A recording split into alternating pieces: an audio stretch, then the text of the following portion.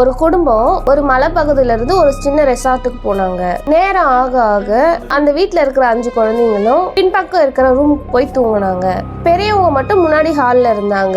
அடுத்த நாள் காலையில பக்கத்து வீட்டுல இருந்த ஒரு குழந்தை இவங்களை பார்க்க இந்த வீட்டுக்குள்ள வந்தாங்க. வந்து பார்த்தா வீட்டோட டோர் ஓபன்ல இருந்துச்சு. உள்ள போய் பார்த்தா அந்த குழந்தைங்களை அப்படியே அதிர்ச்சி ஆனாங்க. ஃப்ரண்ட்ல இருக்கிற ஹால்ல இருந்த 4 பேரும் அந்த வீட்டுல இருக்கிற பொருட்களால கொடூரமா கொலை செய்யப்பட்டிருந்தாங்க. பின்னாடி இருந்த 5 குழந்தைங்களும் அந்த நைட்டு ஃபுல்லா நடந்தது எதுவுமே தெரியாம நல்லா தூங்கிட்டு இருந்தாங்க. மறுநாள் காலையில அவங்கள உயிரோட கண்டுபிடிச்சாங்க. ஆனா ஒரு விஷயம் மட்டும் ஷாக்கா இருந்துச்சு. அந்த 5 குழந்தைங்கள்ல ஒருத்தரை மட்டும் காணோம். ஆரம்பத்துல போலீஸ் எவ்வளவோ தேடியும் அந்த குழந்தைய கண்டுபிடிக்க முடியல. 3 வருஷம் கழிச்சு ஒரு கிராமத்துல கண்டுபிடிச்சாங்க. சின்ன சின்ன உடல் பாகங்கள்ல கொலை நடந்து 50க்கும் குறைவான மக்கள் தான் இருந்தாங்க. அதனால இந்த கொலை செஞ்சது அந்த குடும்பத்துக்கு ஏற்கனவே தெரிஞ்ச ஒருத்தர் தான். ஆனா இந்த கொலைய ஒருத்தர் மட்டும் செஞ்சாரா இல்ல இதுக்கு பின்னாடி வேற யாராவது இருந்தாங்களா? உங்களுக்கு என்ன தோணுது? அந்த இரவுல என்ன நடந்திருக்கும்னு நீங்க நினைக்கிறீங்க? அடுத்தது என்னாச்சுன்னு தெரிஞ்சுக்க சேனலை சப்ஸ்கிரைப் பண்ணிடுங்க.